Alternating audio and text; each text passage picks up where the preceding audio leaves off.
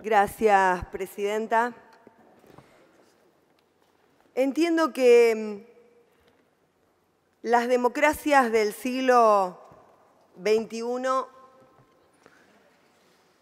van a tener claramente un desafío muy profundo que tiene que ver con la visibilización del reclamo, de la agenda pública que está instalando el colectivo de mujeres no solo en nuestro país, en la región y en el mundo. El movimiento de Ni Una Menos ha trascendido los límites nacionales y demuestra que hay una profunda demanda que tiene que ver con esta síntesis que se pretende entre los derechos de igualdad, de autonomía. Esa síntesis es sin lugar a dudas la dignidad y el plexo normativo que recoja las demandas en materia de derechos humanos. Yo entiendo que es necesario insertar las demandas de las mujeres en un proyecto político emancipatorio, un proyecto que va más allá de los derechos en materia de salud sexual y reproductiva, que incorpora la necesidad de un debate en cuanto a los derechos económicos, laborales, sociales, políticos, culturales que nos asisten a las mujeres. Estamos transitando una etapa histórica donde el capitalismo financiero está haciendo estragos en el mundo.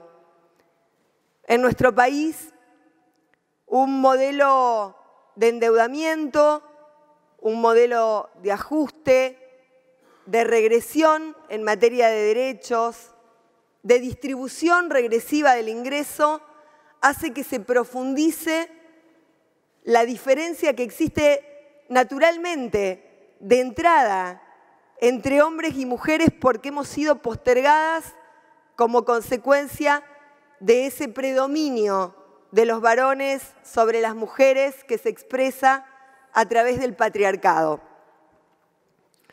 Por eso me parece que el concepto de feminización de la pobreza es un concepto del que debemos asirnos cada vez más, porque entre los más pobres de los pobres, entre los más postergados de los postergados, hay una innumerable cantidad de mujeres que van quedando afuera del sistema. Mujeres de los barrios, mujeres de la economía popular, mujeres trabajadoras que no tienen el acompañamiento del Estado y que frente a las políticas de flexibilización laboral, de pérdida de empleo, se ven doblemente afectadas.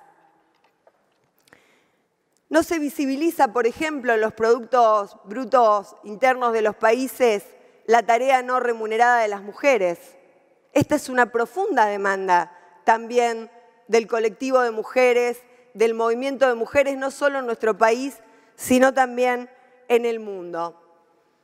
Pero estamos viendo cómo emergen a la superficie, cómo florecen mujeres de todas las edades, pero fundamentalmente jóvenes, planteando la necesidad de que se nos vea como un sujeto político histórico del siglo XXI, planteando esta agenda de debate que, como decía, trasciende los derechos sexuales y reproductivos. Pero además, este movimiento de mujeres tiene características sociológicas muy particulares, que tienen que ver con la expresión en las calles, pero también tiene que ver con cómo se empiezan a construir consensos transversales. Esto que se dio en llamar sororidad. La sororidad de las mujeres que comprendimos y que instalamos también una nueva forma de hacer política, atravesando y perforando incluso las diferencias existentes entre los partidos políticos y poniendo por encima esa agenda pública. Yo entiendo que este debate que nos ocupa hoy aquí en la Cámara de Senadores, que tiene que ver con este proyecto que llega con media sanción de la Cámara de Diputados, es un debate que no puede constituirse en un debate binario entre proabortistas y antiabortistas. Me parece que es absolutamente reduccionista pretender un debate en esos términos. Las mujeres han abortado, abortan y seguirán haciéndolo.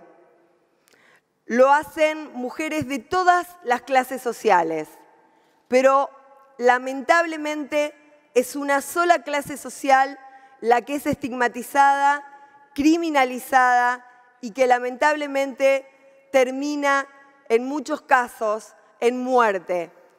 ¿Por qué? Porque la salud pública, porque el Estado, en lugar de responderles a través del acompañamiento, les responde a través de la criminalización y del Código Penal. Existen en nuestro país alrededor de 350.000, entre 350.000 y 500.000 abortos por año. Estos son los índices que publica el Ministerio de Salud de la Nación Argentina. Las muertes por aborto en la República Argentina se llevan la vida de miles de mujeres pobres. Quiero que me autorice a leer las palabras de la doctora Uset, porque en el marco de estos días, en el plenario de comisiones, fue una de las intervenciones que más me llegó, porque ella explicó desde su condición de médica y católica cómo fue cambiando su posición frente al drama del aborto. Ella dijo textualmente: muchas veces estas chicas estaban en mal estado clínico y con el útero y el intestino destrozados. Vi abortos con perejil, con agujas de tejer, con oxaprost en cantidades insuficientes. Todos servicios pagados en las paupérrimas posibilidades al inexperto o inexperta del barrio. La mayoría eran mujeres y jóvenes pobres. Se llevaron el nombre del abortero hasta la tumba. Estas chicas fueron objeto, en todo momento fueron deshumanizadas y juzgadas. Como lo que habían hecho era ilegal, eran repudiadas desde que entraban al hospital hasta que se iban vivas, muertas o con una causa judicial. Y ella más adelante decía que se arrepentía de no haberlas quizás abrazado y acompañado en este momento. Si esta ley no sale, sin lugar a dudas, el aborto se seguirá practicando. Y este Parlamento será responsable de las muertes que se sigan produciendo en la República Argentina. No puedo dejar de plantear también algunas cuestiones que hacen claramente a mi procedencia política, como mujer peronista, porque cuando se dio el debate por el voto femenino, Eva Perón instruyó a más de 1.500 mujeres para que censaran en la República Argentina, para que generaran, además de un censo de mujeres, que pudieran participar de los derechos políticos en nuestro país, para que generaran, como decía, un debate profundo en torno a la participación política. Eso generó un profundo rechazo en la sociedad argentina, casi con los mismos epítetos y las mismas descalificaciones que hoy estamos sufriendo aquellos que acompañamos esta ampliación de derechos. Y el peronismo nunca avaló la doble moral. La verdad que la discusión es entre aborto clandestino, entre aborto ilegal o entre aborto seguro, gratuito y legal. Esa es la gran discusión. El peronismo saldó esa doble moral cambiando esas calificaciones que existían entre los hijos.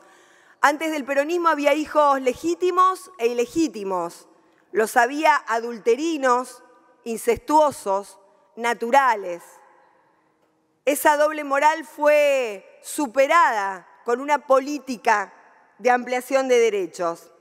La misma que hoy reclamamos, basándonos en el plexo constitucional y en el sistema de tratados internacionales que fueron incorporados al artículo 75 de nuestra Constitución Nacional. La muerte por aborto clandestino es un femicidio por omisión del Estado. Vuelvo a repetir, la muerte por aborto clandestino es un femicidio por omisión del Estado y sin lugar a dudas forma parte de una violencia institucional que no podemos seguir permitiendo.